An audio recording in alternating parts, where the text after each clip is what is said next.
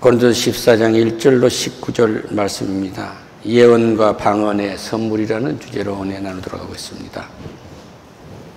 고린도전서 13장에서 사랑이 무엇인지, 사랑의 은사를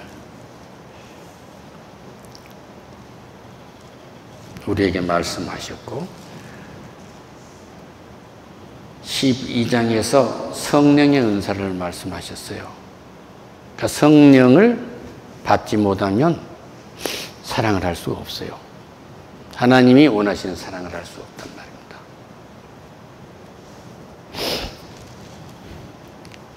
믿음, 소망, 사랑 이 세 가지가 지는 항상 있을 것인데 그 중에 제일은 사랑이라, 첫 번째가 사랑이라고 고린도서 13장 13절에서 결론 내리고 있습니다. 이 사랑이 무엇인가 하는 사랑의 특성에 대해서 이 고린도서 13장에는 말씀하고 있는데, 그 8절 이하에서는 그 은사에 대해서 명확히 말씀을 하고 계세요. 그러면 13장 14절부터 은혜를 나누도록 하겠습니다. 사랑은 언제까지나 떨어지지 아니하되, 사랑은 언제까지나 하나님과 우리 관계를 떨어지지 않게 하십니다. 사랑은 언제까지나 서로가 존중하고 사랑하는 사람들 사이에서 떨어지지 않게 해요. 사랑은 언제나 우리가 일하고 있는 모든 상황과 과거와 현재와 미래가 사랑스럽게 다가와요.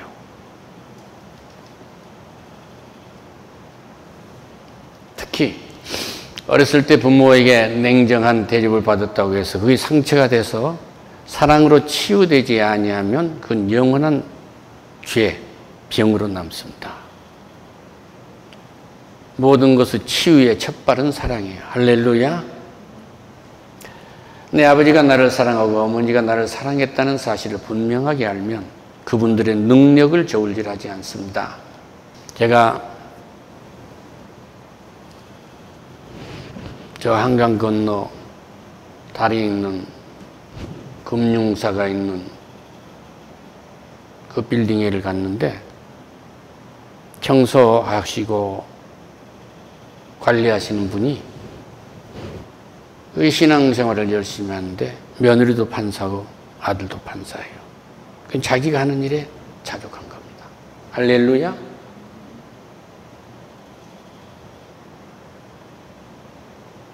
자랑스럽게만 우리 아버지가 빌딩 관리하신다고 자랑스럽게 얘기해요.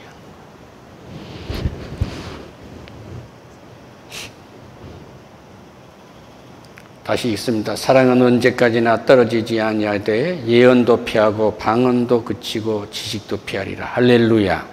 지금 오늘 우리가 은혜 나누고자 하는 이 예언도 방언도 예수님이 재림하시면 피하시겠다는 거예요.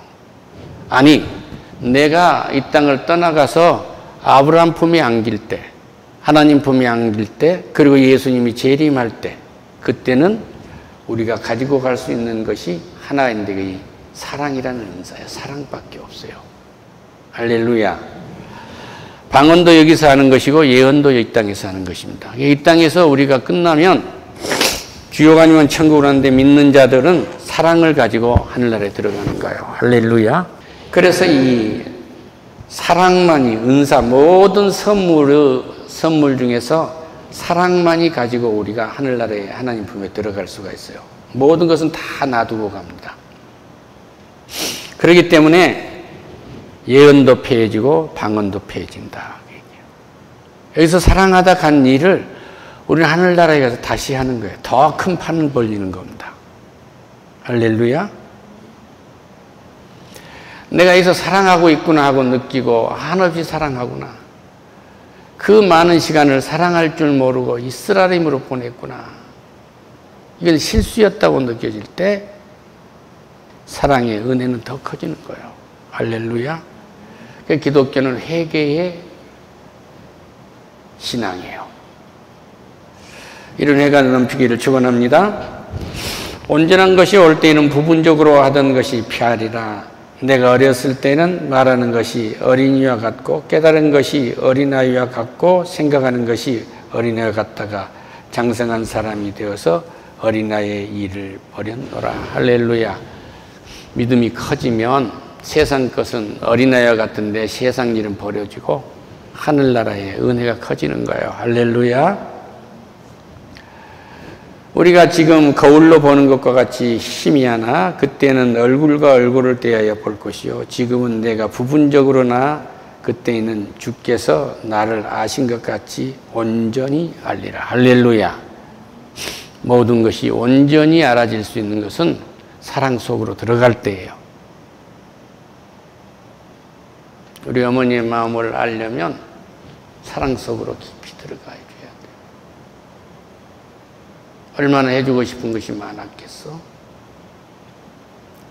저 도회로 가서 키우고 싶은 생각이 어찌 없겠어? 내 아버지의 사랑이 얼마나 컸겠어요? 혼란기에 젊은이들이 군대 안 가려고 그 몸부림을 치기도 하고 또 군대를 갔다 왔는데 공산당 좌익 우익으로 몰려서 죽어야 했고 그런 모진 인생을 살면서 우리를 도왔던 거예요. 이것에 감사하세요. 할렐루야. 사랑은 오래 참고 사랑은 온유하며 시기하지 아니하며 사랑은 자랑하지 아니하며 교만하지 아니하며 무례히 행하지 않은 자가 유익을 구하지 아니하며 성내지 아니하며 악한 것을 생각하지 아니하며 불의를 기뻐하지 않으며 진리와 함께 기뻐하고 모든 것을 참으며 모든 것을 믿으며 모든 것을 바라며 모든 것을 견디니라. 할렐루야. 이 사랑은 언제까지나 떨어지지 아니하되 예언도 피하고 방언도 그치고 지식도 피하리라. 하나님을 알게 하는 지식도 피하겠다 이런 얘기예요. 하나님을 다 알았으니까. 이렇게 예언은 이런 예언을 말하는 거예요. 하나님을 알게 하는 것입니다. 사랑을 알게 하는 예언. 이제 어떤 사랑의 시나 어떤 사랑의 에세이를 읽어도 사랑학을 읽어도 이만큼 사랑의 본질을 명확하게 이야기한 건 없어요. 이건 하나님의 메시지입니다. 할렐루야. 이 메시지를 전하게. 소설가가 돼서 사랑을 쓰려면 이걸 써야 하는 거예요. 이걸 쓰지 않은 건 다 가짜입니다. 할렐루야. 이제 그러면 하나님께 방언을 말하는 자는 사람에게 하지 아니하고 하나님께 하나니 알아듣지 자가 없고 영으로 비밀 말함이라. 방언으로 말해요. 기도를 합니다. 근데 나하고 하나님만 하는 거예요. 사람들은 몰라요. 근데 교회에서 여러 사람들이 방언을 많이 하게 되면 저 사람들 미쳤구나 하고 나가게 된단 말이에요. 그럴 때는 한 사람이 하고 나면 한 사람이 하고 또 한 사람이 하고 이렇게 해서 하는데 반드시 통역이 있어야 된다. 그 얘기. 할렐루야. 주일날 우리 전목이 성도 한 분이 80이 된 할아버지 머리에다 손을 얹고 기도를 한 거예요. 병 낫게 해주라고. 할머니가 먼저 통역을 해준 거예요. 할아버지 병 낫게 기도해 주라 하니까 그렇게 방언을 한 거예요. 할렐루야. 이렇게 하라 그런 얘기입니다. 방언을 말하기에 자기의 덕을 세우고 예언하는 자는 교회의 덕을 세우냐. 방언은 아무리 말을 많이 해도 방언해도 알아듣지를 못하게 교회의 덕을 세우지 못해요. 한 사람도 구원할 수가 없습니다. 구원의 길로 인도할 수가 없어요. 그러니까 5마디 예언이 10,000마디의 방언보다 낫다고 말하고 있는 거예요. 내가 너희 모든 사람보다 방언을 더 말함으로 하나님께 감사하노라. 사도 바울이 누구보다도 방언을 많이 했다고 지금 이렇게 18절에서 말하고 있어요. 그리고 마음으로 5마디 말하는 것이 10,000마디 방언보다도 말한 것이 낫다고 이렇게 얘기를 합니다. 그러니까 여러분이 사랑 한마디 하는 것이 10,000마디의 방언 하는 것보다 나은데 여기서 분명히 아셔야 될 것은 그러면 어떻게 할까 하고 15절에서 말해요. 영으로 기도하고 마음으로 기도하며 내가 영으로 찬송하고 또 마음으로 찬송하리라. 할렐루야. 그러니까 영으로 기도한다고 하면 성령에 이끌려서 기도를 하고 또 성령에 이끌려지면 말씀을 기초로 해서 기도를 하게 돼요. 그럼 마음이 움직이게 됩니다. 그럼 우리는 영으로 감사하다고 찬송을 하게 되고 또 마음으로 찬송을 하게 되죠. 할렐루야. 그런데 우리가 방언에는 이제 여러 가지 유형으로 수많은 방언의 유형이 나옵니다만은 그 방언은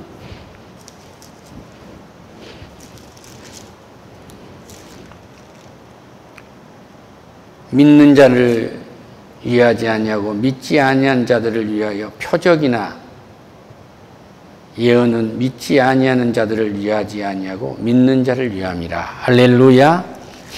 그러니까 방언을 준 것은 당신이 하나님의 사람이 되었어 하고 표적으로 줬다 이거예요. 그건 누구에게나 다 준 것이 아니고 주가 그리스도이고 살아계신 하나님의 아들인 것을 마음으로 믿고 입으로 시인해서 회개해서 세례를 받은 사람들은 구원을 받았고 구원을 받는 사람 중에서도 이 방언을 필요로 하는 사람에겐 준다 이 얘기예요. 할렐루야. 그래도 나는 방언을 받지 않았기 때문에 성령을 받지 않았어. 이거하고는 다른 이야기예요. 할렐루야. 22절 더 봅니다. 믿지 아니한 자를 위하여 표적이나 예언은 믿지 아니하는 자를 위하여 하지 않고 믿는 자들을 위함이라. 할렐루야. 그러니까 믿는 자들에게 예언을 하게 되면은 그 사람이 삶 전체가 바뀌게 되는 거예요. 너희 자녀들은 예언을 할 것이요 너희 젊은이들은 환상을 보고 너희 늙은이들은 꿈을 꿀 것이다. 젊은이가 하나님을 아는 비전을 가져버리면 세상에 두려움이 없게 됩니다. 오늘 나에게 어떤 상황이 온다고 할지라도 거뜬히 이겨내는 거예요. 하나님의 메시지가 들어와 있으면. 그리고 나이 드신 분들이 꿈을 꾸게 되면 하루가 그렇게 어찌 간지를 몰라요. 쓸데없는 하루를 보낸 것이 아니라 하나님이 나를 통해서 무슨 일을 하려고 하느냐. 할렐루야. 다시 말씀드립니다. 미국에 있는 내 자식을 하나님이 어디 인도하시는지, 피덩이 같은 내 손자 손녀를 하나님이 어떻게 자라며 인도해 가시고 저들을 언제 부르셔서 나도 모르게 오게 하셨으니 성령을 부으시고 알게 하고 깨닫게 해서 저들을 어찌 쓰실지를 바라보는 거예요. 할렐루야. 그래서 전에 그 교포 가족이 왔을 때 그런 거예요. 축복해주고 우리가 눈을 감기 전에 이루어 주시옵소서. 할렐루야. 우리가 반드시 눈으로 보게 확인해 시켜주십니다. 방언을 할 때는 통역이 필요하다. 그래서 이제 회의에 나가지고 이제 5나라, 6나라 사람들이 모여 있으면 어느 나라 말로 할 거예요. 어느 나라 말로 해도 통역을 해야. 그때는 방언으로 설교를 하면 통역한 사람이 나옵니다. 할렐루야.